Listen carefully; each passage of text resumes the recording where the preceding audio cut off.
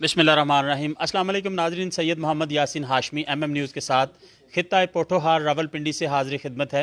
नाजरीन, जैसा कि आपको मालूम है कि चंद दिन पहले ही जो है वो पंजाब समेत पूरे मुल्क में तकरीबन लॉकडाउन जो है वो मुकम्मल तौर पर ख़त्म कर दिया गया है और जो बिज़नेस आवर्स थे वो लॉकडाउन से पहले वाले जो हैं वही नाफिज़ुल अमल कर दिए गए हैं। इसमें जो काविशें हैं वो ताजर रहनुमाओं की बहुत ज़्यादा काविशें हैं। ख़ुसूसन जो अंजुमन ताजरान पंजाब के मरकज़ी सदर हैं शर्जील मीर साहब, इनकी बड़ी काविशें हैं और आज इसी सिलसिले में इनसे बातचीत करेंगे शर्जील मीर साहब से कि जो अब मुकम्मल तौर पर जो आवर्स हो गए हैं, जो कि ताजर चाहते थे कि उनको सुबह से लेकर शाम तक कारोबार करने दिया जाए और एक पहले कलील सा टाइम होता था जिसमें वो कारोबार करते थे। ईद के दिनों में भी लॉकडाउन कर दिया गया था। ईद से 2 दिन पहले जो है वो एक नोटिफिकेशन आया था और तमाम कारोबार बंद कर दिए गए थे। उस पर भी इन्होंने बड़ा कंप्रोमाइज़ किया था। तो आज इसी हवाले से मीर साहब से बातचीत करते हैं। मीर साहब, क्या कहेंगे जो ये हुकूमत की तरफ से फ़ैसला लिया गया है, कैसा देखते हैं?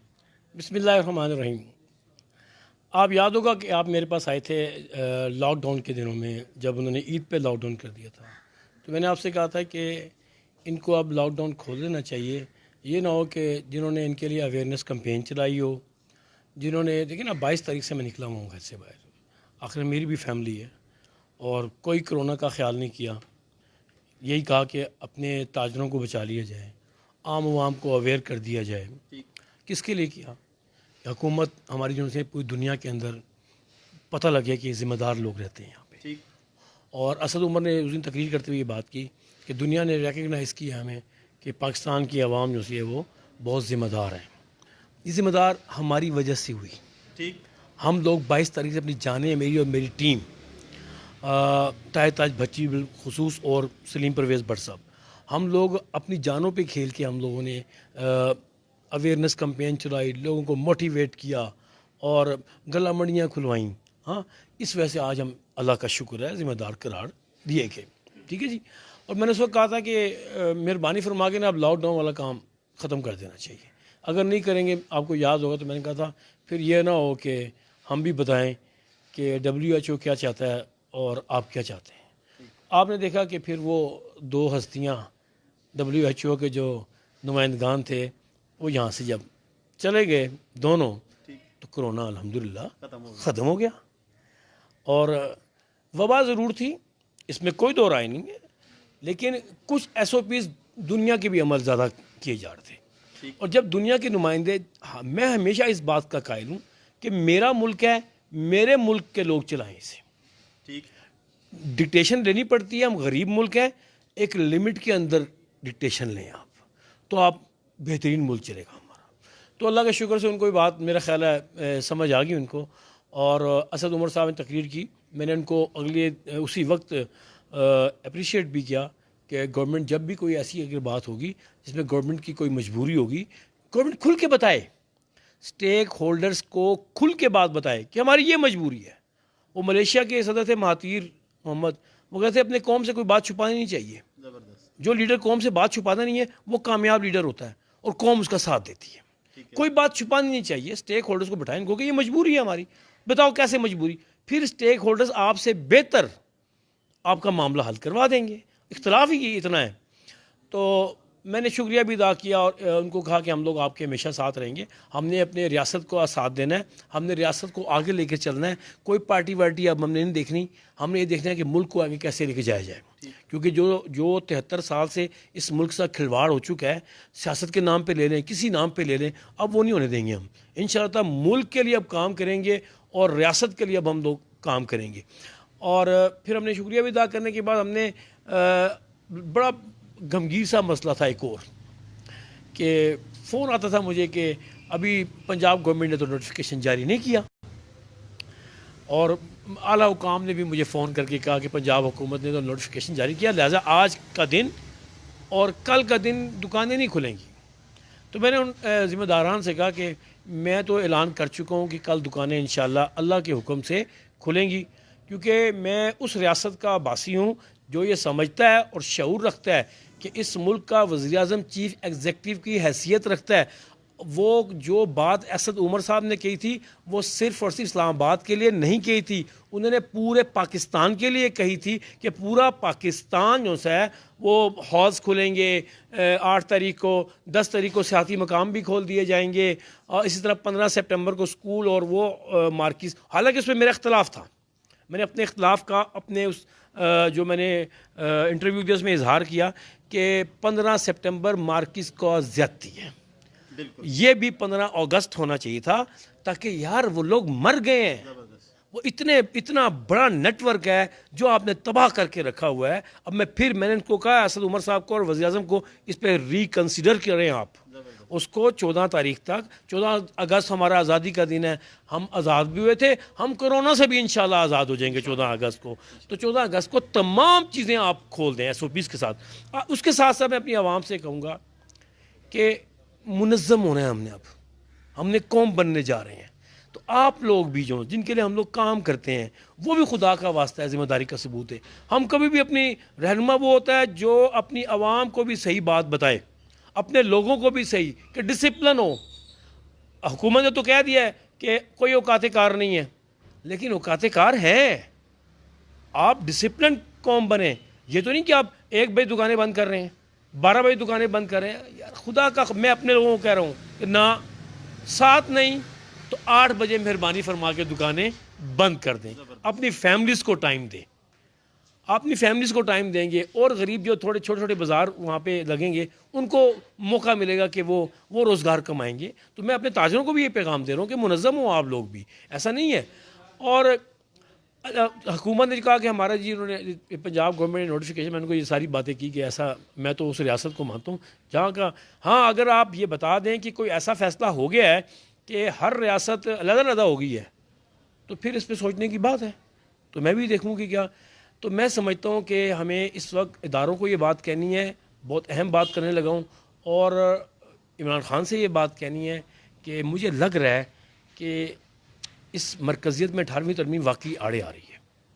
لہٰذا اس 18ویں ترمیم کا کچھ تیا پانچا ہلکا سا کرنا چاہیے، کچھ اس میں چھیڑ چھاڑ کرنی چاہیے، تاکہ میں یہ سمجھتا ہوں وفاق کو سٹرونگ ہونا چاہیے. جو وفاق بات کرے، پھر یہ نہیں ہونا چاہیے کہ پنجاب کا نوٹیفیکیشن جاری نہیں ہوا، بلوچستان کا نوٹیفیکیشن جاری نہیں ہوا. جب وفاق کوئی بات کرے اس کے بعد صوبوں کا نوٹیفیکیشن کی ضرورت نہیں ہونی چاہیے. ہاں صوبوں کو بہت سی آزادی ہونی چاہیے، وہ آزادی طے کر لیں، ٹھیک ہے، اس میں وفاق کا اختیار ہی کوئی نہ ہو. تو اس طرح کے معاملات جو ہیں، لیکن پھر بھی اللہ کا شکر ہے اب یہ ہے کہ اب یہ ہوگا کہ ہمارے کاروبار رواں دواں ہوں گے. ہمارے لوگ جو 1 سال، کم سے کم 2 سال، 1 سال پیچھے چلیں گے، اب جو ہے نا وہ بہتر طریقے سے کاروبار کریں گے. اب اس میں ایک گورنمنٹ کو ایک اور کام چاہیے، مہربانی فرمائیں، جس طرح ہم نے وابڈا کا کروایا تھا کہ آپ نے ریلیف دیا تاجروں کو، آپ خدا کا واسطہ ہے معیشت کو بہتر کرنے کے لیے آپ مہربانی فرمائیں. بینکوں، آسان کام ہے میرے بھائی، بینکوں کو کہیں بلا سود قرضے دے دیں.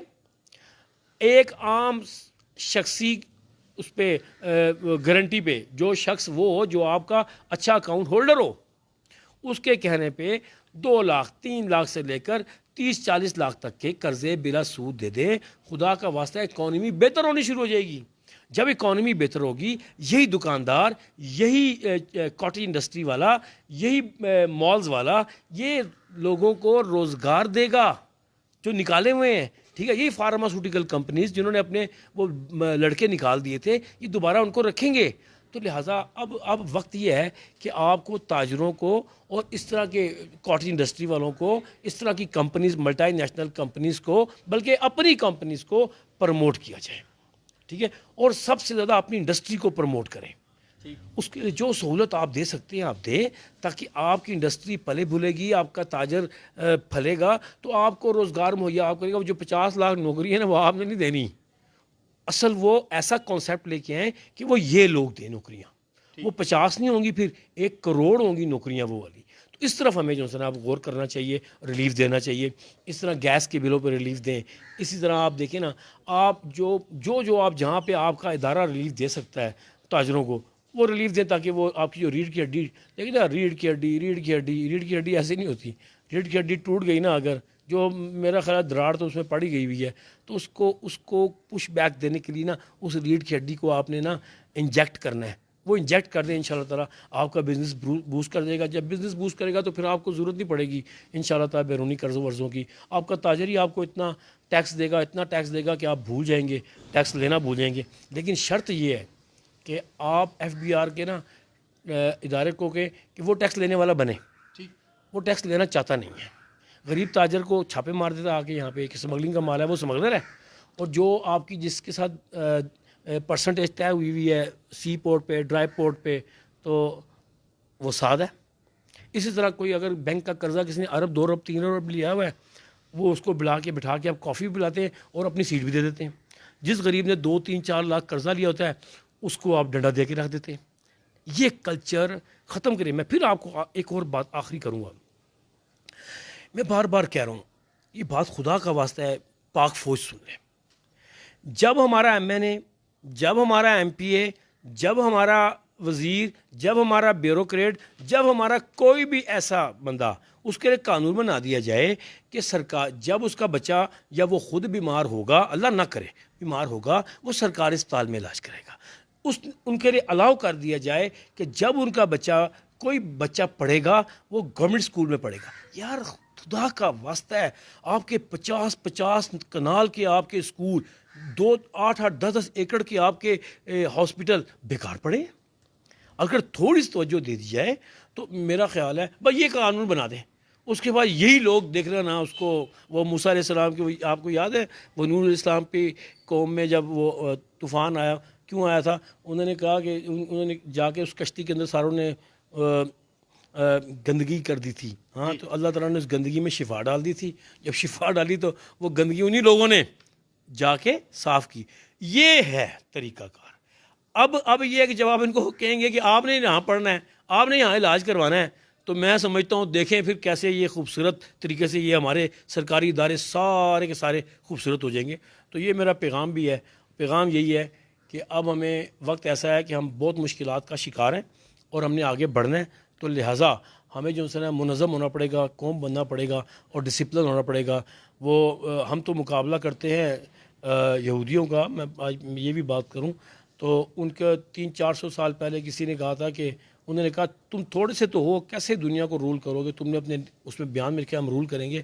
تو اس نے بڑی خوبصورت بات کی تھی کہ اس وقت 300-400 سال پہلے کہ ہمیں کیوں بنانی آتی ہے. آج بھی اپنا حال ہم دیکھ رہے ہیں. آج ہمیں کوئی چیز بانٹنی ہو، کوئی بل جمع کروانا ہو، کچھ کرنا ہو، تو ہم کیوں نہیں بنا سکتے آج بھی. تو یہ پیغام ہے کہ منظم ہو جائیں ہم. جی بالکل منظم ہو جائیں اور اس کے ساتھ ساتھ اپنے ملک کو اپنا ملک سمجھیں، اسی ملک میں علاج کرائیں. ایسا کہنا ہے تاجر رہنما جناب شرجیل میر صاحب کا. اور تاجروں نے بھی حمایت کر دی ہے کہ وفاق کو مضبوط ہونا چاہیے اور جو 18ویں ترمیم ہے اس کی حمایت میں اعلان کیا اور عندیہ دے دیا ہے پرائم منسٹر آف پاکستان کو تاجروں نے کہ بالکل اس کے ساتھ چھیڑ چھاڑ ہونی چاہیے اور وفاق کو مضبوط ہونا چاہیے. اور اس کے ساتھ تاجر رہنما جو ہیں شرجیل میر صاحب، انہوں نے مطالبہ کیا ہے کہ اپنے تاجر کو مضبوط کریں، ان کو 1 سے لے کے 40 لاکھ تک کے قرضے دیں. اور FBR کو بھی واضح پیغام دیا ہے کہ FBR قرضے ٹیکس لینے والا تو بنے، ہم ٹیکس دینے کے لیے تیار ہیں. ایک فرینڈلی ماحول پیدا کریں اور جو تاجر رہنما ہیں ان کو بھی سٹیک ہولڈرز میں شامل کریں اور ایسا فرینڈلی ماحول قائم کریں کہ آپ کو کہنے کی ضرورت نہ پڑے. آٹومیٹکلی جو ہے ٹیکس وہ آپ کو مل جائے گا اور اتنا ٹیکس ان کا کہنا ہے کہ دیں گے کہ بالکل کہیں سے بیرونی قرضے لینے کی بھی ضرورت نہیں پڑے گی. ان تمام چیزوں کے ساتھ ساتھ شرجیل میر صاحب کا یہ بھی کہنا ہے کہ ہم حکومت کے ساتھ ہر پلیٹ فارم پر تعاون کے لیے تیار ہیں اور پہلے بھی تعاون کرتے رہے ہیں اور اب بھی انشاءاللہ تعالی تعاون کرتے رہیں گے. یہ ہمارا ملک ہے، ہم ہی نے اس کو سنوارنا ہے. ناظرین، یہ وہ تازہ ترین حقائق تھے جو براہ راست آپ راولپنڈی سے دیکھ رہے تھے. شرجیل میر میرے ساتھ موجود ہیں. اسی کے ساتھ سید محمد یاسین ہاشمی کو MM نیوز کے ساتھ خطہ پوٹھوہار راولپنڈی سے اجازت دیجیے گا. اپنا بہت سارا خیال رکھیے گا. اللہ سبحانہ تعالیٰ آپ کا نگہبان. السلام علیکم ورحمۃ اللہ وبرکاتہ.